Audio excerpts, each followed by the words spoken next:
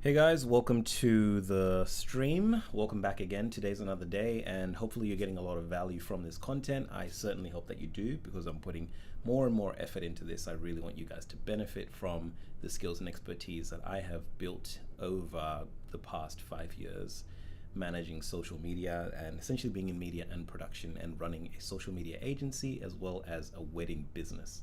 So, this is more about obviously the social media agency. That's what this page is about. The wedding business is just something that we also another business that I have on the side of this one, because they work hand in hand and in tandem. We do social media agency stuff. We use a lot of filmmaking equipment to do the work that we do. Why not also pursue the passion and to do wedding related stuff too? So that's why we do that. I'm not gonna. I'm starting to digress a little bit too much. So this video essentially is just about why businesses fail at social media. So let's jump right into it. And today I thought that we could get a little bit interactive with it. So I'll just switch my screen here and turn on my PNP. In fact, let me make this slightly larger. That way it is better to view. So hopefully I'm not cropping myself out there too much. Okay, fantastic. Right. Great. So before that, we're going to jump into just getting into this work practically, and I'm going to walk you through a number of things. All right, there we go. Fantastic. We'll switch this right back. Great. And hopefully you can all see this. So starting at the very, very top, notice to the people in business or people aspiring to be in business, this video is for you. And I'll just address each and every single thing that I'd like to talk about in today's video. Let's go here. Yeah. You may or may not know this, but most businesses are not failing because social media does not work. But they are failing because they're using it badly. What does that mean? So if you have a business and you need to market, let me just tell you something. Social media is another form of marketing. If you didn't know that already, I certainly hope that you did. It is free marketing for you. So the more you take advantage of it, the better it will be for you. The more you're consistent with it, the better it will be for you. So if you have a cafe, you can market your cafe on socials, right? If you have a dealership, you can market your dealership on socials. I spelled socials wrong there. If you have a SaaS business, software as a software as SaaS software as a S solution. Software business. If you sell software, you can market your software on social media. If you're a builder, you can market your services on social media. So socials is incredibly powerful and very, very important, right? So if you are using it badly, that's where you're going to have issues. Now, let's jump straight into the touch points. I want this video to be very, very succinct, which is why I actually bullet pointed some of the most important things that I wanted to discuss so we can jump into it. So, businesses post randomly with no strategy. Strategy is important, and emphasis on the word strategy. So what is strategy? Strategy is knowing what you want to get out of your social media content. So when I put a strategy in place, I might say that our content strategy entails posting 3 times a week, and specific kinds of content that would resonate and relate. Let me just flip my phone over so that I'm not being disturbed.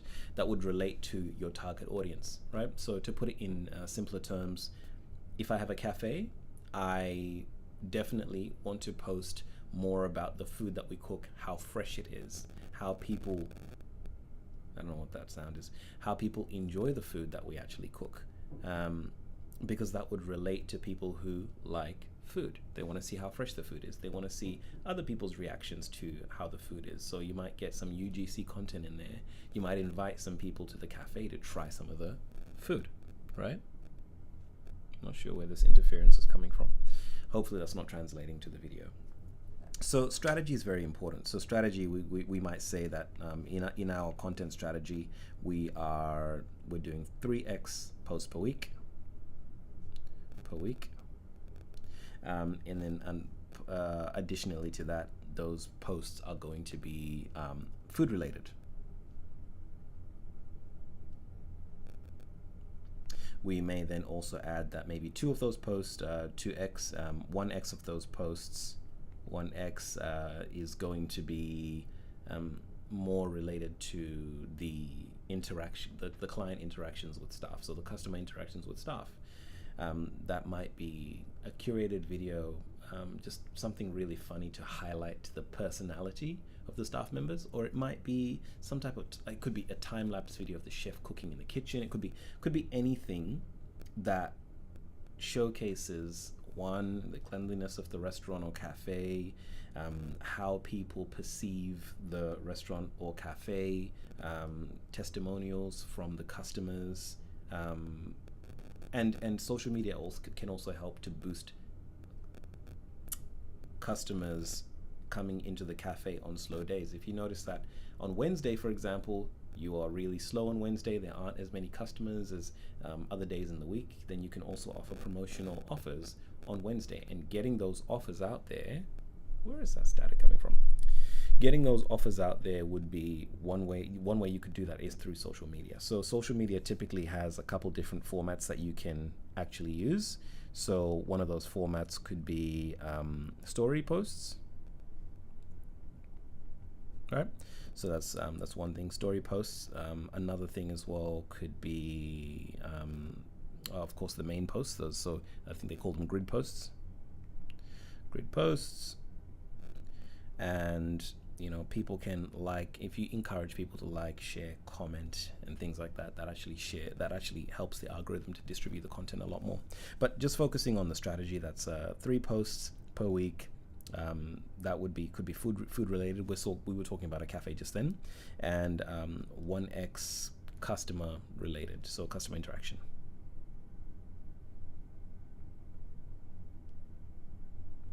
There we are. So that gives us our 3 posts for the week, and that's the beginning of our content strategy. Now, I actually have an entire strategy document that I use when we're planning social media content for a business, and typically we actually have to heavily research the niche and heavily research the problems and challenges and things that customers don't like, so that we can talk about how we address those problems in the content, or just address those problems in the content, and people will they'll watch. So that type of content changes, and it's very different for every industry and every niche. You really do have to understand your own niche and industry and understand the customer problems in order to address it in content. But we'll get into that. So the next thing is they copy trends. So another reason why most businesses fail, especially with social media, they copy trends without understanding their audience. So you might copying trends without understanding their audience. Understanding their audience is very important. You might see a viral reel whereby, I think one I've seen before, somebody's driving a car, and then someone's driving a car, and then he drives past a dealership. He's driving a bit of an old banger of a vehicle, drives past a dealership. He's counting his money in the car while he's driving, and then cut to the dealership. There's 2 salespeople in front of the front door, and then cut back to the person driving the car. Pardon me, they're in a new car, and the dealership is now holding the money. So something like that, you wouldn't necessarily be able to just copy that and make it a cafe style thing without heavily changing it and adapting it. But then you have to think about, what does it really put across to the target audience? If my target audience is I want more cafe related customers, or even better, let's change the business entirely.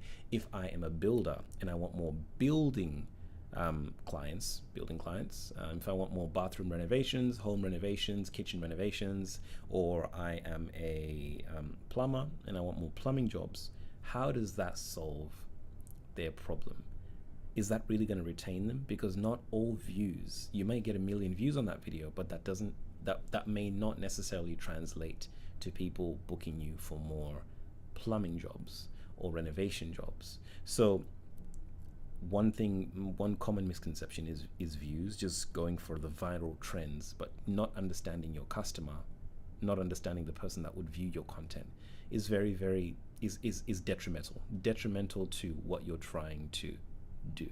So I think a lot of people try to take a Mr. Beast approach to their content creation for their business. Again, if you're a builder and you're looking for renovation leads, or you're trying to speak to your customers and teach them how professional you are and why they should pick you, you definitely don't want to take a Mr. Beast approach to your videos. That is going to be detrimental to your content creation, because people will be watching you for entertainment, and you're not there to serve them entertainment. Unless you are. Then if you are there to serve them entertainment, by all means, go right ahead. All right. Understand your audience. So the next one, they focus too much on themselves instead of the customer. Now, understanding this is a huge, huge part of just business in general. Let me tell you something. It is incredibly important to understand your customer and actually tailor things to them. If I was speaking to you about what I do and the challenges and problems that I've faced, that I've overcome, and all this other stuff, it becomes too much about me. When you're talking to your customer, you want to talk to them about how you can solve their problems. You want to make everything about them. Business is not about you. It is about how you can serve them. It's very important to understand that, because the quicker that you understand that, the quicker that you'll actually be able to convert a customer into a paying client, a potential customer into a paying client. The difference between that is essentially here, focusing too much on yourself. No, that should be, let's make that bigger. Focusing too much on yourself does not do you any good. Focus on the customer. All right. Let's move on to the next one. Their branding is inconsistent. Now, if I was to ask you this question, I'll give you 5 seconds to think about it, and you tell me what you think about inconsistent branding. 5, 4, 3, 2, 1, 0. Inconsistent branding. So in the last live stream that I did, which you can probably find somewhere on my page, I talked about how branding is incredibly important. Oh, oops, I didn't change this back. Branding is inconsistent. That is point,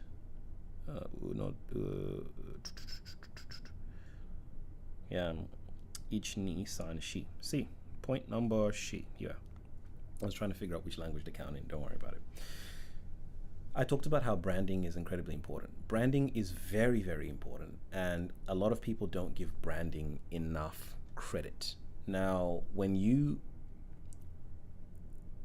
if you're not in control of your brand will take its own direction.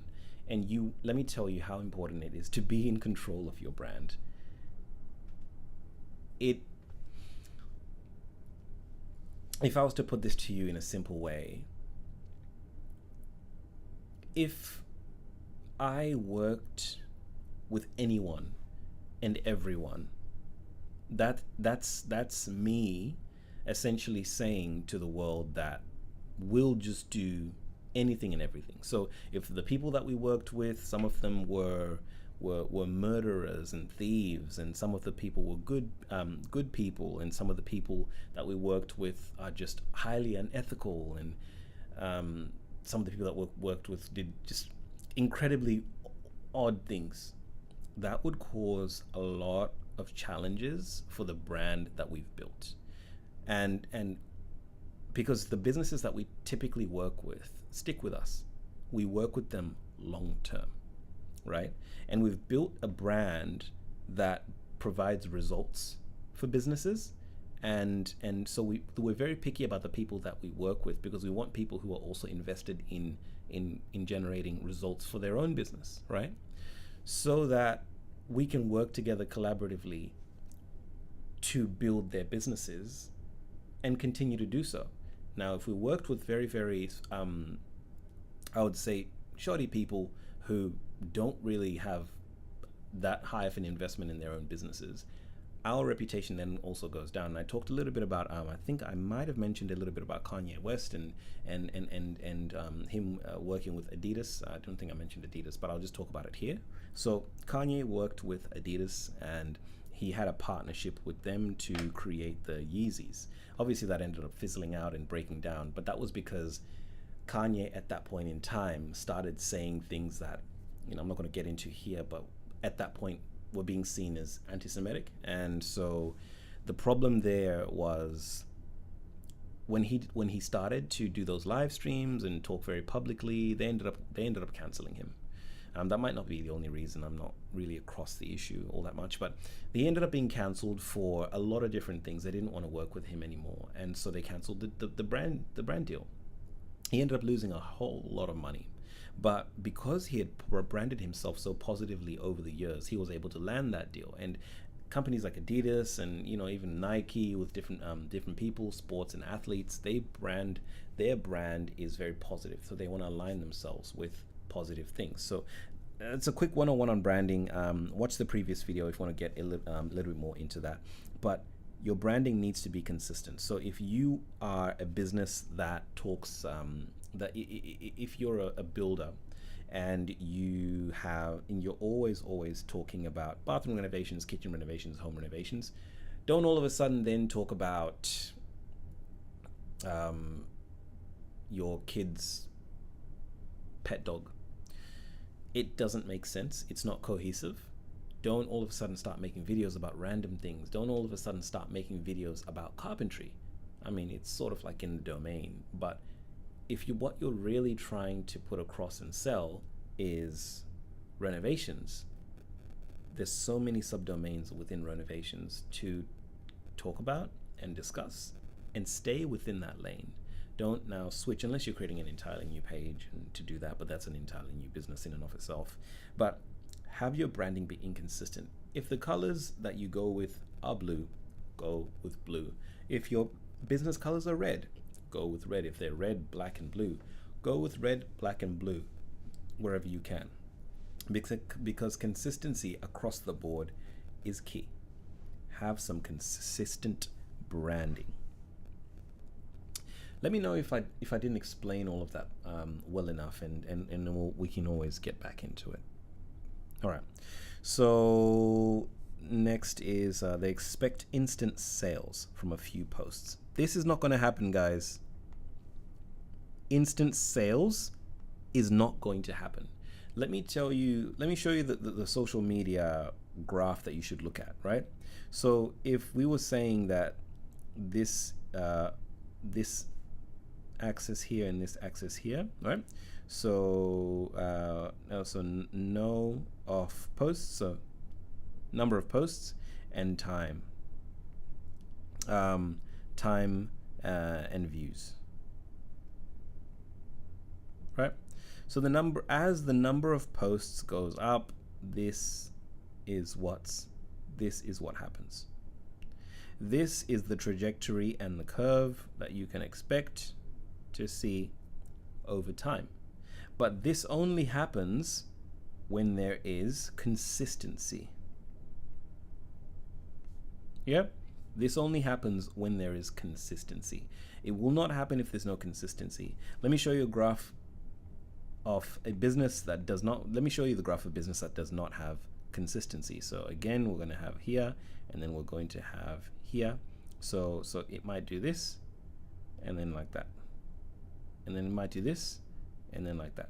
It might do this, and like that. So anywhere where we have the peaks here, these are all consistent periods. And anywhere where we have the troughs, these are all inconsistent periods. Okay? Inconsistent periods. Consistent periods, inconsistent periods. We want a nice exponential graph like this. This one right here. And the only way that we're going to achieve a graph like that is to be consistent. Now, your efforts compound when it comes to social media and content creation. I think a lot of people don't understand that, but your efforts will compound. So you need to do it for long enough. And I'm talking 3, 6, 9, 12 months, but you'll thank yourself in the long run. Believe me when I say that. Yep. The next thing is they're not posting enough volume to learn what works. So I watched a recent live stream where Alex Hormozi said that he posted 35,000 pieces of content in the year of 2025. 35,000. He spent $4 million on that content creation. So $4 million, if I was to just do a quick calculation, I don't have my calculator here, but $4 million over 12 months, it's quite a lot of money. That means that he's putting a lot of time and effort into his content creation, a lot of time and effort. And if someone who has over $100 million is putting $4 million, what is that? 4%. He's putting 4% of his money into social media and content creation. That's insane. It's absolutely insane. Which means that if you make $100,000, if your business is making $100,000, put $4,000. If you're making $1 million, put $40,000. You know, if you were just to use that sort of like scaling strategy, put as much as you want, because the truth is that you'll never go wrong with marketing, guys. You will never go wrong with marketing. You can only learn. You can only learn. Businesses love how can I put this? Businesses are large because they market. They market because they are large. It's the inverse. They are large because they market, not the inverse, which a lot of people think they are large and therefore they market. They can afford to just lose money. No, it doesn't work like that. Marketing makes you money. They do not study the data, which is the next one here. So typically, I've always said this in a couple of videos, I at least try to mention it as often as possible, because I'm not an affiliate of Metrical by any means, but studying the data is very, very important to me, because that's how you know what works and you double down on what works. And some people have a fantastic way of doing this. I've seen some really creative things that people do, which is absolutely wonderful. I've seen a clothing brand that doubles down on those accidental videos that turn into showcasing the clothes. I've seen a cafe that is always, again, using some different types of videos and then immediately transitioning to the fact that they sell certain foods at the cafe, which I think is absolutely brilliant. Double down on what works. So you need to post enough content. Again, back up to that top point, right? If we come back up to that top point really quickly, you need to post enough content that you have enough volume to learn what works. And then from there, you study the data, guys. Study the data. See what is working and do what's working. Yep. The next thing is they confuse being active with being effective. So we recently took over the social media of a business, and they were being very, very active on social media. They had the chefs and everybody just doing all kinds of things that were not, unfortunately, cohesive, because a lot of the content ended up looking like each and every staff member's personal brand. So the staff members would do content on their own page, then tag the restaurant, and then the restaurant would accept, and then it would appear on the main page. And it's like, it was just a bit chaotic and a bit of a mess. And it's good to always have a bit more content. It shows how lively the page is, but the things that are going on the main page need to be curated properly, because you don't want confusion when your target audience is scrolling through your pages, because that's your digital storefront, right? Now, they confuse being active with being effective here. Active does not mean effective. Just because you're posting does not mean that you are being effective. Yep. You need to post things up that are relevant. And again, I'll reiterate, if you're a plumber, post things that resonate with your target audience. So plumbing jobs are, have you had to fix silly problems that people could fix themselves? Show people what kind of problems that they could fix themselves. Show people why you charge what you charge. Show people how great of a job you actually do, and get some customer recommendations, or sorry, not recommendations, customer testimonials about people that you've actually worked with. Quickly record them on the phone. You might not be comfortable doing that. That's where an agency comes in, because we're sort of like in the business of making sure that you look good online so that you get more customers. But if you're not really wanting to ask people for testimonials and so on, make sure you do get those Google reviews, though. They're very important. You need to show what you do, how precise the things that you do. Some of the things that people would say aren't necessary. Perhaps you add double tape onto threads, whereas when in your plumbing apprenticeship you only needed to add one, and you just explain things like that, where it's like, okay, I've noticed over my years of experience that doing this makes it so that you have redundancy and you're not going to be needing another job, another $1,000 job anytime soon. Tell us about what people have come to you for. Teach us what we need, how to protect our own homes. So things like that. So make relevant content. So what you need to understand is that social media is not just for posting nice visuals. Guys, it's not just for posting nice visuals. It is 2026. In today's day and age, the person that is actually scrolling your social media is going to be looking to see if you've addressed a problem that they are currently dealing with. So do you know how powerful it is when, say, for example, I was looking for a lawyer to get me a visa to go into another country, right? There are lots and lots and lots of lawyers online.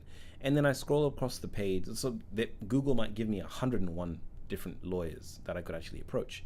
But then I go into the social media page of one of the lawyers, and they've dealt with a case that is very, very, very, very similar to mine. Obviously, they're not going to give names, they're not going to give any identifying information, but they've dealt with a case that is very similar to mine. I'm going to trust them a lot more because the case that they've given is very similar. Now, that might be a case study. So case studies are very, very important. You can actually talk about them and discuss them. You don't have to give identifying information, so they're still confidential, but you can discuss them. It's important to do so. So that's something for law firms. If you do own a law firm, you can look at that, do some case studies. Case studies are very powerful, but make them interesting. Don't jump into the absolute jargon and language. Be simple and straightforward. Recently we got a visa approved for a couple. Recently we got a visa approved for a couple in Morocco wanting to move to Australia, or a couple in Sudan wanting to move to Australia. These were the circumstances of client. Here are the challenges that actually we had to overcome, and this was the result. Boom, done. So videos like that help people build trust with you. Social media is your digital storefront. It is there to make your life easier so people can build trust with you.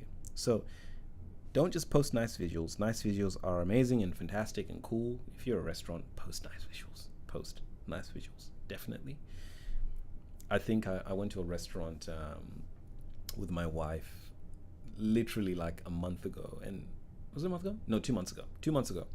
And it was so funny because the very first thing that she did when we got into the restaurant and we sat down, she pulled out her phone, and I just thought she was just doing whatever. I didn't know what she was doing. And then she shows me, she's like, "Ooh, I like this."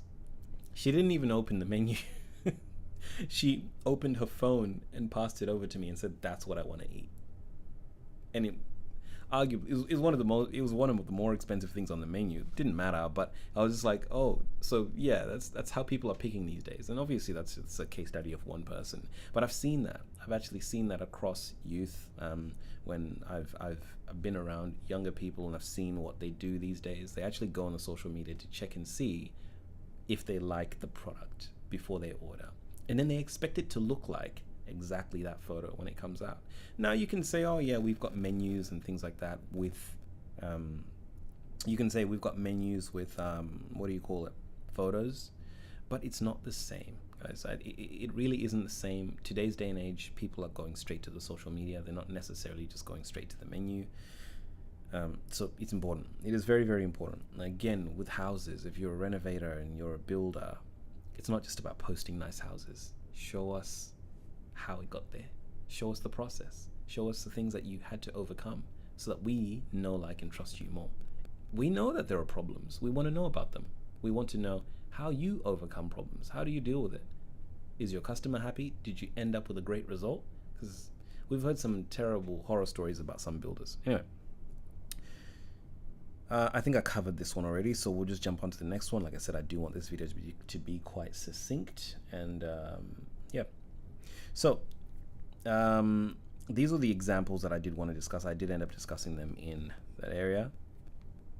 And this here, so we'll just quickly touch on each one. A local cafe posting random coffee shop photos. Now, random is never good. You need a strategy. Strategy, strategy, strategy. Exclamation mark, exclamation mark. A business with good services but poor online presence. Now, this is common. This is a very common feature of many businesses. You have poor online presence. It's important to have good online presence. I think we all agree. Pardon me. Businesses that disappear for weeks and wonder why sales are low. This is what happens when you disappear for weeks. Your sales, low sales, low sales, high sales, high sales, high sales. Most recently, one of the businesses that we work with, it was very funny. Over the Christmas period, they said, outside of the fact that we haven't been working much over the Christmas period, we actually saw a bit of a dip in sales, and as soon as we started the content again, the dip in sales went up, right? So it goes to show just how important content creation is that aligns with your niche and what you're doing. It's very important, guys.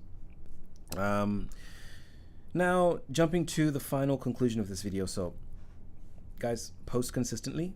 Speak to your customers' pain points. So, whatever that might be, to give you an example of some pain points, somebody who is a builder may have been burnt in the past by other contractors. So, they may have been in a situation whereby a contractor didn't finish work, which means that they had to get another contractor and pay similar fees. Those types of things do happen, and you have to appreciate how people are feeling and understand how people are feeling based on those scenarios, right? Other pain points could be they may have paid a contractor and in the past for building work or renovation work, and they were quoted $50,000, but the job ended up costing $75,000. They were only approved for a $50,000 or $60,000 loan. Somebody has to cover the remaining $15,000 worth of work, right? And they can't just pull out because most of the work has already been done and a lot of the budget has already been spent. So inconsistent quoting, bad quote, all those things are pain points of people who are in that field. So you need to understand the pain points of the customer that you're working with and then go from there. The next thing is reviewing what actually gets engagement and inquiries. Yeah. So you can only do this once you've posted some content. So you need to have content first. Content. Yeah, my writing is terrible at the moment. You first need to have content in order to be able to address this one. It's very important to address, but first and foremost, have some content. What happens typically is when you're posting the right content, you will get inquiries, and then you know that you can post more of that content because it'll work for you and your business. What you need to understand is that businesses do not lose on social media because the platform is bad. It's never the platform. They lose because they're unclear, inconsistent, and impatient, right? Patience is a virtue. At the same time, I always look at it this way. If you were to be a good Samaritan, I think there was a social experiment that was done, a Good Samaritan social experiment, where they took about 20 people, I think it was, and the 20 people, they were asked the question, do you think you're a good person or a bad person? Whether or not they said good person or bad person is irrelevant, but essentially they were all told to meet at a certain location, and they had to walk down this really long hall to get there.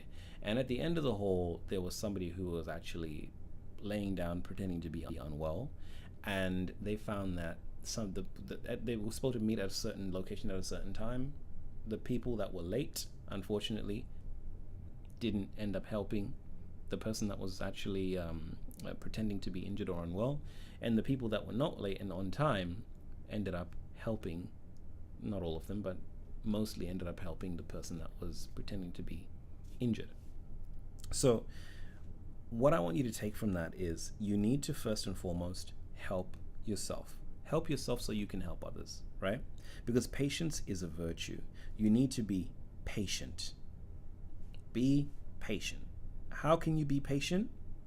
You need the budget to be able to be patient as well. So you may have to work with word of mouth for a period of time until you can afford to get an agency on board. I would never get an agency on board out of desperation, I'll tell you now. Marketing is very, very important, but marketing takes time. And you don't want to market at the back of desperation. It's like doing ads, right? Let me just switch this over. Oops. Yep. It's like doing ads, right? If you're doing ads, you don't want to do ads with your last $100. You need to do ads with a budget that is sustainable and maintainable over an extended period of time, because ads have a learning phase. They have a testing phase, a learning phase. You need to test multiple different creatives to see what works, and then you test your landing pages. You might test forms. You might test different things. You need to test before you can see a high return figure. The thing with marketing is you'll always win. If you can market properly, you will always win. But marketing properly doesn't happen just like that. Marketing properly takes time. And I think that's one thing that I want to tell everybody, regardless of whether or not you get an agency to market for you, a marketing agency like us to market for you, or you may get your cousin Will to market for you, or you do it yourself. It all takes time. The benefit of using an agency is that one, agencies come with the manpower, and two, they come with the infrastructure for marketing, and three, they come with the expertise, so they're not starting from scratch, because they're coming to implement things in your business that we've seen work in other businesses, right? So already you know that you're winning straight away, or a lot quicker than you would if you were by yourself. And that's the benefit. Honestly, that's the benefit. As well as consistency. I think that a lot of the work that we do for businesses, they could not by any means do it themselves. They couldn't. It's just not possible. Because we come in at such a high level, it's impossible to do that by yourself. I never say impossible, but it's incredibly difficult without a high level of discipline for an extended period of time, and it's just not manageable. It's just really not manageable for more than like a day or even 3 days. We are consistent day in, day out in terms of the kind of marketing that we do, and staying on track and on plan and on budget, always. That's all that I have to say for that today. But again, just want to reiterate that your business does not have to fail. Learn how to market your business properly, and obviously you need to make sure of all the other things. You need product market fit. You need to make sure that your business and the people that you're servicing actually can pay whatever it is that they need to pay to be able to provide you with an income for your business and so on. But that's all I can say. I will see you in the next video, and I'll give you a quick, now I'm sort of like planning these a little bit more so that I can make it into a series, but the next video will be what actually makes content convert into sales. And we'll be talking about how views are not the same as conversions, because that's a big one. A lot of people come to me and say, I just want to go viral. What does viral do for you? If I was to ask you the question, what does being viral actually do for you? If you got 1 million views today, will you be $1 million richer tomorrow? Not always. But if you got 1,000 views today of 1,000 people that are your ideal client, does that not do more for you than 1 million views of children who are laughing at your content? I know which one I'd rather be. So I know that these live streams won't get, a heck of a lot of views initially, but that's not the point. I actually want to just provide a little bit of value to you guys, and I hope that this will help you. And hopefully I see some of you guys eventually jumping into the chat to converse and ask questions and talk to me about these things. And I want to leave moments in the end where we can actually have a discussion and talk to one another about business and so on. So looking forward to seeing you guys in the future. This is my testimony to that, because I will be live streaming very regularly in the year of 2026.